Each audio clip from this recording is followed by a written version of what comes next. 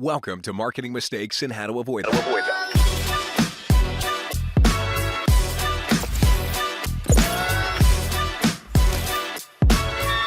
Here's your host, Stacey Jones. Welcome to Marketing Mistakes and How to Avoid Them. I'm Stacey Jones, and I'm so happy to be here with you all today. And I want to give a very warm welcome to Armando Leduc.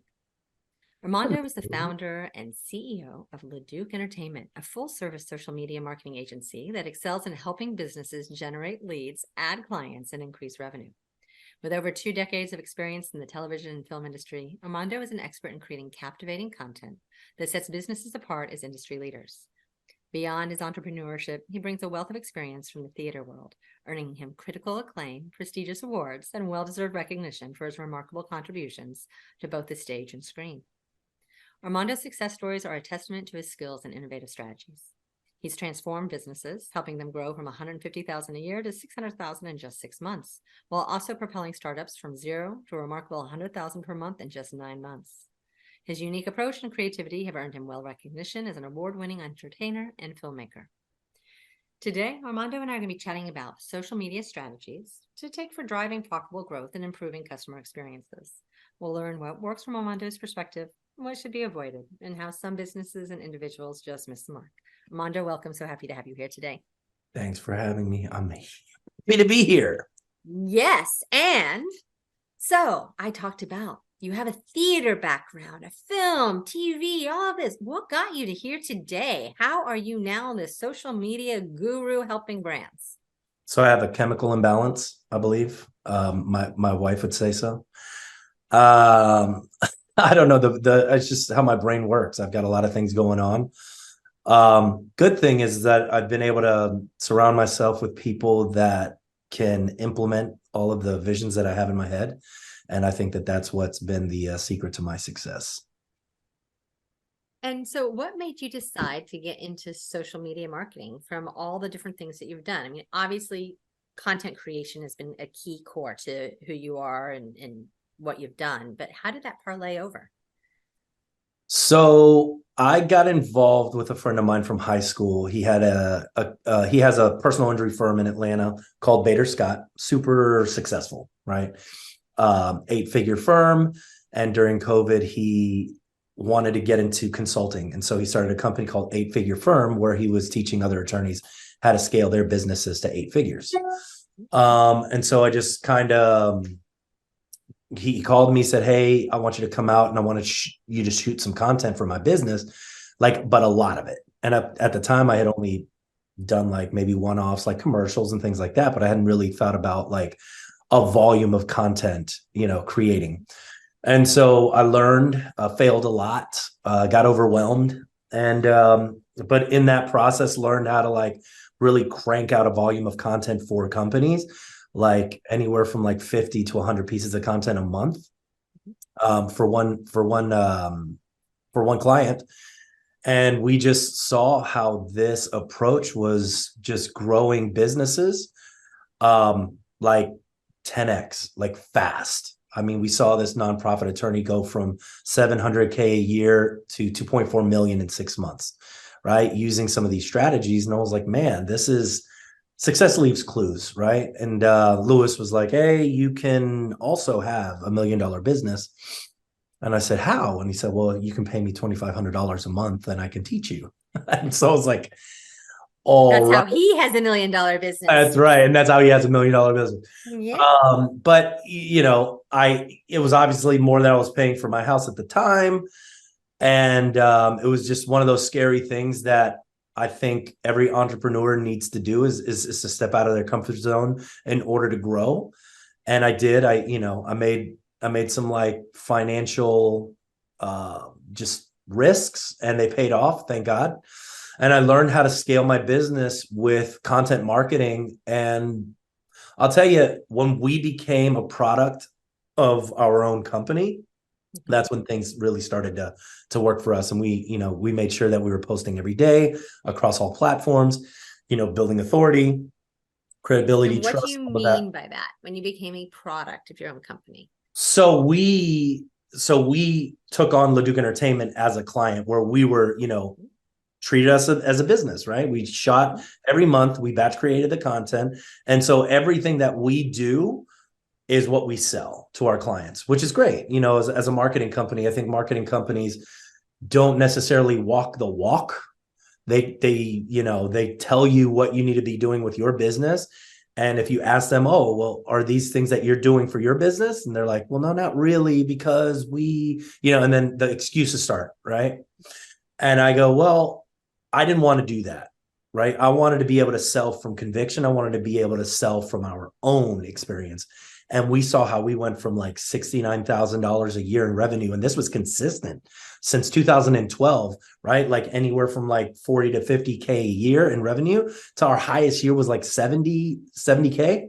We went to $500,000 in a year, like fast, and then we hit 7 figures the year after. And then we've just been doubling every year since. And just really with this sort of organic social media content. And it's just us, building value, entertaining, educating, and just building value, just answering questions. And then, so you did exactly what the cobbler did not do. You paid attention to the holes in your shoes and you repaired them, and you set yourself up to have the best shoes in the world so you could actually shine and lead by example. A lot of companies don't do that. I don't know why that is. But no, I'll tell you, I know why. Because of the cobbler's problem. Yeah, it's really hard. It's definitely difficult. You gotta, a lot of times, and I have to still train my staff to treat Leduc Entertainment like it's a client. But it's just one of those things that you have to continue to do to make sure that you don't treat it like it's a side project. It's got to be priority. We have the same thing with Hollywood Branded. So I started our blog in 2012, and then, we have over 1,800 blogs written now. Then we started the podcast, I think 6 years ago, and we have over 380 episodes of that. And anytime I took my eye off, like I have been very diligent, like Hollywood Branded is a client. Our social media is a client. Our blog is a client. Our podcast is a client, because it's our recipe of how we actually do something on a continuous basis of marketing the agency. And that's what you're doing as well. And, our services don't include blogs and podcasts, but they do include influencer marketing, product placement, and celebrity endorsements. And we're able to write about that and share about that and build an inbound system and our own marketing machine. And it's the same thing that you have done, because it allows people to learn from what you have to teach. 1,000%. Yeah. I mean, I think it's scary to put yourself out there, especially like when it comes to video. And I think that that's a real barrier to entry for just people in general when they're thinking about, content marketing, I have to be on social media. Do I have to be there? Do I have to dance because it's TikTok? And, and so they get all in their heads about it. And then they may start, right? Because they get that motivation. They're like, all right, I'm going to do it now. And they do it. And it's not as good as they thought it was going to be, right? And so because they're not giving themselves grace and they're not giving themselves enough time, consistency over time, then they stop, because they're like, if this is what it's going to be like every time, I'm not going to put myself through that torture, right? And so they stop. But if you can just stick it out, and I have a part of our customer journey is showing our clients what it looks like before and after, right? And we have like a whole video of just like before and afters of our current clients, from like their first shoot to like 6 months down the road. And I was like, this is going to be you, I promise. You will hit that epiphany, you will hit that stage, and then it'll just all make sense to you, so stay on it, stay with it. Hold on one second. This is going to drive me crazy. Like this whistling sound from the AC. I know what you're talking about. I don't have it going on right now, but ours does another lovely sound on occasion. Yeah. And I can't. All right. Continuing. Okay. So when you're working with a client for the first time, how do you launch that partnership? How do you get it going? How do you figure out what the right social media strategy is for them? So we start with the offer, right? Like, what is the offer? What is it that we're trying to create? And here's how I try to work, like, what does 5 years, 10 years down the road look like? Right. And down the road for me looks like a book, speaking engagements, PR, getting invited to podcasts.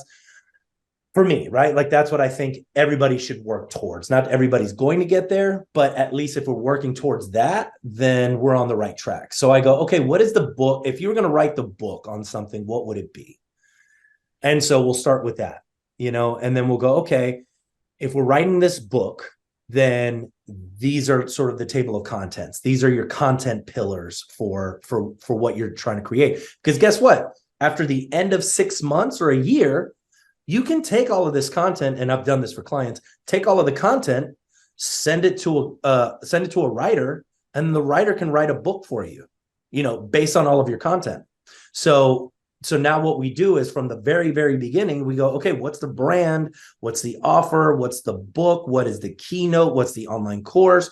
What does that look like? Right. And then we start creating content that funnels everybody towards the offer. Right. And I don't care if they're a personal injury attorney or a family law attorney. Like, if you're going to write the book, what is it about?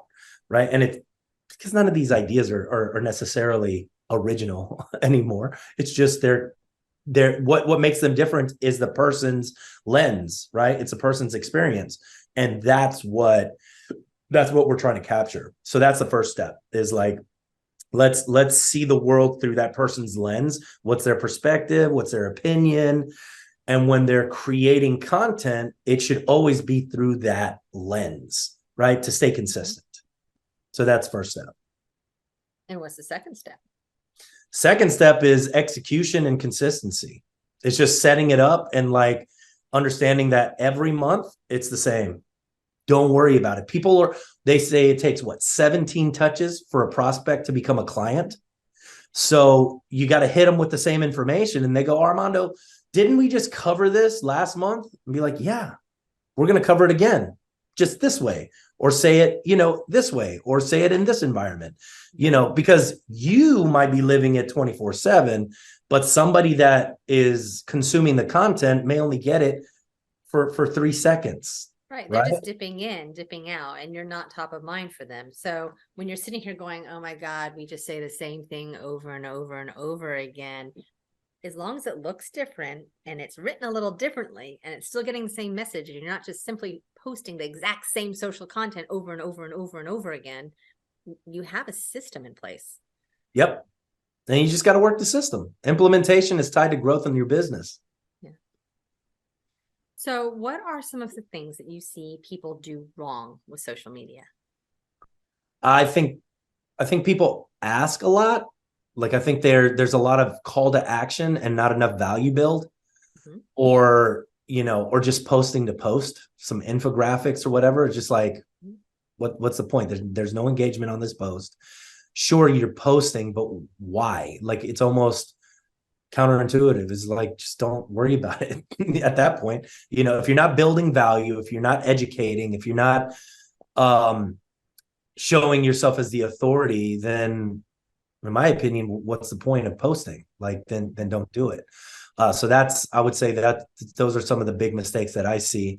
And then just treating it as an afterthought, treating it like it's something that, you have to do, but I'm going to put my intern on it. Hey, can you guys handle our social media? But if you really, like, prioritize it and really focus on it, it is a game-changing tool. How can you make it be that game changer? Like, what is that recipe where, I know you have drilled people from, making pennies a month into making hundreds of thousands of dollars a month or more. But what is that secret magic sauce besides, having systems in place, besides making sure that you duplicate content and do it and post on a regular basis? What is that secret sauce? I like to call it content into clients. I created an online course for it. I'm finishing the book on it, but it's our 5-step process on how we create content, from actually the Hollywood production, right? Like, so I've been doing television and film for years now, worked on some huge projects, and I just sort of took notes and was like, okay, what seems to be the same thing that is running through this entire like system? And it is a system, it's a formula, right? Otherwise, if everybody had to reinvent it and improvise every single time, like it would waste so much time. Everybody knows what their job is. And so that's why a lot of these production companies stay with the same people, because it's just like, okay, we're going to take this same template, the same formula, and infuse it into this movie, and then infuse it into this movie, and infuse. So the template is there. And so what we did is we just took that template and we put it on sort of a micro level, right? So your channel is a network television show. And so we're looking at it. Is it Spike TV? Is it Oprah? Is it Oxygen Network? Is it Hallmark? Is it Sci-Fi? What is it? Why are people going to come to your platform? And what information are they going to get? That's the development phase. So we'll figure that all in the development phase. Then from there, we'll go into pre-production. And a pre-production is all of your topic extraction. What are people looking at? And some of the things that we do are like top 10 lists, which are really super powerful. So we'll go, top 10 restaurants in New Orleans, top 10. And I usually do referral partners. So I'll go top 10, web digital marketing companies in Louisiana, top 10 digital marketing companies in Miami, everywhere where I work, right? Everywhere where I have clients. And so I get to tag those people, they share it, they follow me back. Now I'm shouting them out. So that's a really quick, easy way to start increasing engagement and start creating strategic partners with some referral partners. So we'll do top 10s. We'll do reaction videos. We'll do trending reels, obviously Q&A, podcast type stuff. We do history of in your niche. So we have a client in New York that's a family law attorney. And so we'll take fun divorce stories and we'll have her tell the story. So for instance, a guy had his kidney removed and gave it to his wife because she needed a kidney. She cheated on him, and then they wanted to get divorced. And Does she have to give the kidney back? Well, he wanted the kidney back in the divorce, and they were like, no. And the court said no, they couldn't do that. Correct. So we got to literally wanted to kill her. Yeah, pretty much. So he got the money. So she told a story. And so we do stories like that, which I think have been, they do really well on social media. Social media, like story wise, do really, really well. Like I always recommend, if you can tell me a fact and then infuse a story as to why it happens that way, I think that's the way to go. And so we'll do the pre-production, figure out what it is that we're going to shoot on that one day a month. Because everybody can get prepped for one day a month, right? I think a lot of, and this goes into some of the mistakes people make, they think that they can be consistent if they're doing it every day. And I don't necessarily think that that's true, right? Because like, what if you get sick or maybe you don't have the time? But if you batch create the content on one day a month, then you can record it all, edit it, and then you'll have these videos in the bank, right? And so then you can distribute this content a lot easier because you'll have a tool like Asana or Monday.com, and you can put all of the topics in there with the videos. And when it's the day to post, boop, boop, boop, boop, super easy. And it takes 10 minutes to post on all platforms. Okay. And so once you've done that and you've created all of the content, would you keep this and would you repost the same content later on again? I will if 3 months or 4 months down the line, there's some videos that do really well, I'll post those. But here's the magic of creating content on a monthly basis, is that you learn about you, right? Like you get better at the messaging, you get more confident because you're living and walking the walk. And I didn't really understand. It was an epiphany I had the other day, because it was like, wow, if I'm a personal trainer and I'm putting myself out there as a personal trainer, well, then I better stay fit. I better stay, eating well and doing the right things, because I'm putting myself out there on a consistent basis. And because people see that consistency, they're going to remember you as that person, right? So it reinforces the authority when you create content on a monthly basis that's new and it's fresh. And it also lets me know that you care about your business, right? Because you're like, okay, you care about you care about how you're being presented. So it also subconsciously tells me that if I was your client, you would also be treating me like that. And so I think that along with getting referrals and return on investment and leads and all of that good stuff that happens if you post consistently, the side effects of what we'll do for you personally are priceless, just priceless. Right. And so this is a great time to share. If someone wanted to actually find you, Armando, they wanted to get in touch with you, I'm assuming you have maybe a little bit of a digital presence, a social presence, something like that. But can you help lead our listeners to you? Super, super easy. I mean, if you Google my name, Armando LeDuc, you'll immediately, I'm on the 4 pages of Google. So everywhere from like the movies that I've done, obviously my website, obviously my social handles. And they can, LeDucEntertainment.com, ArmandoLeDuc.com, they all go to the same website. And you can just hit me up there, and we do free consultations, free social media audits all the time, where we'll just, you just contact us and we'll look at your social media and we'll take a look and say, hey, this is probably what your brand should look like. And I like to put it through the lens of acting class, right? When you're going into an acting class and they're typecasting you, because that's just the way it goes. Like, you have a type, so let's lean into it instead of trying to repel it. And so we'll go, okay, this is your arc. These are your archetypes. This is how people are going to perceive you. This is how you operate normally and naturally. So let's lean into that a little bit more, and let's not shy away from it. Let's go 100% all in on that brand, and so those are the things that we'll figure out in the social media audit, and, basic things on how to really improve their stuff. Like in a day, they'll be able to take some of these tools and really change what they're doing. And so also, what are some other things that go wrong when people are approaching social media? What are other mistakes? Not staying brand consistent, being confusing when you're offering too many products, confusion on what it is that you are offering. I mean, there's so endless.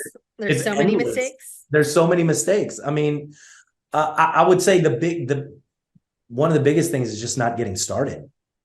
You got to get in there and you just got to get started and get some mentorship from somebody that already knows. So you don't have to waste time banging your head against the wall. Right. They can save you years. It might cost you money at the front, I mean, obviously, but if it's going to save you years and it can potentially get you, exponential growth, then why not make that investment? Right. Any last parting words of advice to our listeners today on how they could better succeed with social?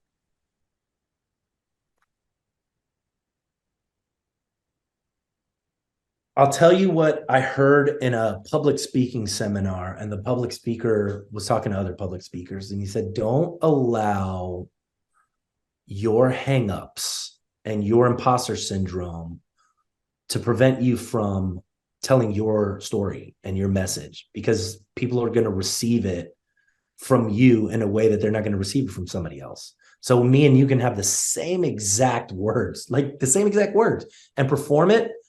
And one side will be able to resonate with me, and then a whole nother side won't even get it. And then when you say it, they get it, So don't deprive the world of your message because of your own hangups.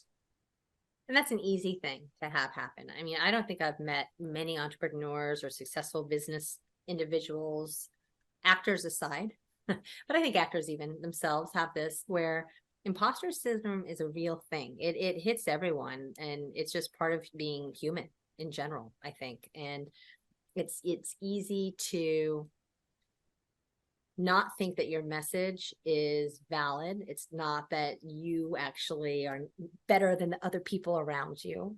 And it's a hard thing for a lot of people to combat. How do you suggest people kind of step in and embrace and get over that hurdle?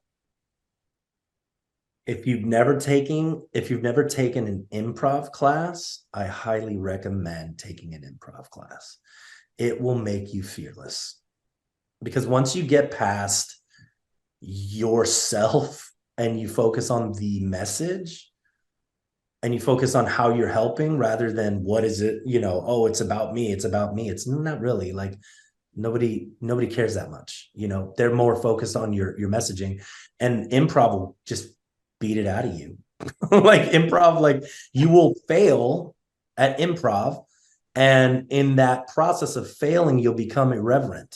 And once you become irreverent, then you can operate. You can be creative when you're irreverent. But if you're judging yourself before that process, it's going to be hard to get out of your own way, because you're trying to critique yourself during the process when it shouldn't. That shouldn't be the time you're critiquing. It should be after the fact, and being okay with sucking at the beginning. Like, it's not going to be great, and that's okay. It's just not going to be great, and that's fine. I think and also, and I completely support you on the in improv, but I think also it's figuring out your why. Like, why are you doing something? And so that you can actually focus on that message instead of focusing on you yourself. And if you have at least enough faith in the fact that you've created a message that is going to help someone out there, whoever it might be, you're going to be able to share that message, even if you do so stumbling and stuttering and saying the wrong words sometimes and looking like a total asshole on occasion because you don't have everything dialed in and you're not perfect. No. And it's easier at that point because you can use that as your crutch instead of trying to find it in your inner essence yourself. You're preaching to the preacher. I could talk to you for a very long time, but thank you for sharing your time with us today and your Thank you for insights you. and all things social and how to be successful. Thanks. Yeah, you're really good at this. Obviously, 300 something episodes. If Malcolm Gladwell says you have to do something 10,000 times, so I have a little ways to go still, but thank you. And I too have imposter syndrome quite often that I have to get over. Yeah. So it hits everyone. For sure. And to all of our listeners, thank you for tuning into another episode of Marking Mistakes and How to Avoid Them. And if you have any interest in how you can get some really cool content for your social, Hollywood Branded, my agency, is the one you should reach out to chat, because we can help you amp up that content with cool things from movies and TV show product placement to celebrity partnerships and influencers. Getting other people's content is a really easy way to make content for yourself happen. And it's really cool content that gets some sparkly attention. So reach out. And until our next episode, have a great one.